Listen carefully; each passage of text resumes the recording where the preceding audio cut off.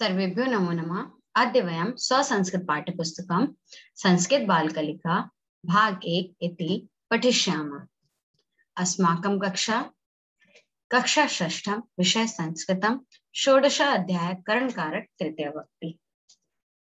उद्देश्य संस्कृत के कारकों से परिचित कराना, भाषा के व्याकरण नियमों से अवगत कराना, करण कारक के प्रयोग से अवगत कराना। शब्दार्थ, शब्द, लिंग, अर्थ, वाक्य में प्रयोग। पादाभ्याम पुल्लिंग शब्द है, दो पैरों से। नरः पादाभ्याम चलन्ति। नेत्राभ्याम नपुंसकलिंग आंखों से। वयम नेत्राभ्याम पश्यामः। कर्णाभ्याम नपुंसकलिंग कानों से। सर्वे कर्णाभ्याम शृण्वन्ति। दूरभाषयंत्रेण नपुंसकलिंग टेलीफोन मशीन से। पिता दूरभाषयंत्रेण वार्तालापं करोति। संगणक यंत्रेण नपुंसकलिंग कंप्यूटर मशीन से। सः संगणक यंत्रेण पठति। करण कारक, वाक्य में जिस साधन से कर्ता कोई क्रिया करता है उसे करण कारक कहते हैं। जैसे यहाँ आप देख रहे हैं चित्र में, बालक किससे लिख रहा है? पेन से। तो ये करण कारक क्या हो गया? पेन। क्रिया को करने में कौन साधक है? साधन है कलम। तो वाक्य क्या बनेगा? और कलम तीसरे नंबर पे आता है। कर्ता ने कलम को करण से, बोलिए, तीसरे नंबर पर है, इसलिए इसमें किस विभक्ति का प्रयोग होगा? तृतीया विभक्ति का प्रयोग। ठीक है, यहाँ बच्चे ये करण कारक है और करण कारक में तृतीया विभक्ति का प्रयोग किया जाता है। तृतीया विभक्ति क्या बनती है? बालीन बालाभ्याम बालई, स्त्रीलिंग की बाल्या बालाभ्याम बालाभी, और फल की फलेन फलाभ्याम फलई। तो यहाँ वाक्य क्या बनेगा? बालक कलम से लिखता है। बालकः कलमेन लिखति। अब कलम कैसा शब्द है? फल जैसा, तो इसलिए इसमें और एक है, इसलिए हमने किसका प्रयोग किया? फलेन का। अगर ऐसा वाक्य है कि बालक कलम से लिखता है तो हमें इसे संस्कृत बनाना है, तो बालक को क्या कहेंगे? बालक करता है और एक वचन, इसलिए कर्ता में प्रथम विभक्ति होती है बालिका, एक वचन। कलम से, कलम नपुंसकलिंग शब्द है और से करण कारक है, तृतीया विभक्ति होती है करण कारक में। और तृतीया विभक्ति कलम एक वचन है, इसलिए एक वचन। फल का फलेन, कलम का कलमेन। अब बालक एक वचन करता है, इसलिए क्रिया भी एक वचन होगी प्रथम पुरुष में। बालकः कलमेन लिखति, तो करण कारक क्या हुआ? कलमेन। और वाक्य देखते हैं। छात्रः कलमेन लिखति। ऐसे अनेकों वाक्य बना सकते हैं हम। रामः कलमेन लिखति, श्यामः कलमेन लिखति।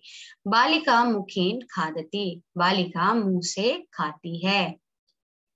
बालिकाः कंदुकेन क्रीडन्ति, बच्चे बॉल से खेलते हैं। यूयं क्रीडकै खेलतः, तुम सब खिलौनों से खेलते हो। अब यूयम है हमारा कर्ता, मध्यम पुरुष बहुवचन, इसलिए खेलत क्रिया भी मध्यम पुरुष बहुवचन हुई है, ये ध्यान देना बच्चों।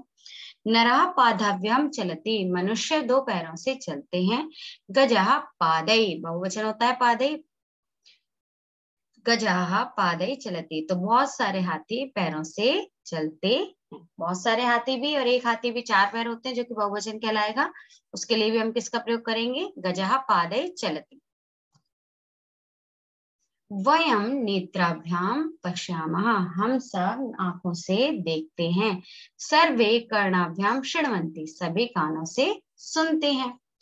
ते पुष्पै स्वागतम कुरुता, वे सब पुष्पों से स्वागत करते हैं। अब बहुवचन हुआ तो पुष्पम, पुष्पे, पुष्पाणि, ये तो द्विवचन होता है। तृतीय विभक्ति होती है हमारी पुष्पेण, पुष्पाभ्याम, पुष्पै, इसलिए इसका प्रयोग है। वयम दूरदर्शनेन क्रिकेट क्रीड़ाम पश्यामः, हम दूरदर्शन से क्रिकेट क्रीड़ा देखते हैं। तो इस प्रकार से अगर से वाले वाक्य हम उनका प्रयोग कर सकते हैं। जनः विमानेन दूरम गच्छन्ति, लोग विमान से दूर जाते हैं। पिता दूरभाषयंत्रेण वार्तालापम करोति, पिता दूरभाष यंत्र से वार्तालाप करते हैं। किशोरः संगणक यंत्रेण अपि वार्तालापम कुर्वन्ति, और किशोर मतलब बड़े बच्चे संगणक यंत्र से भी बात करते हैं, अर्थात कंप्यूटर से, लैपटॉप। जनः विद्यायाः नम्रः भवन्ति, लोग विद्या से नम्र होते हैं। पिता पुत्रेण सह, सह के साथ बच्चों तृतीया विभक्ति का प्रयोग होता है। पिता पुत्रेण सह उद्यानम गच्छति, पिता पुत्रों के साथ उद्यान जाते हैं।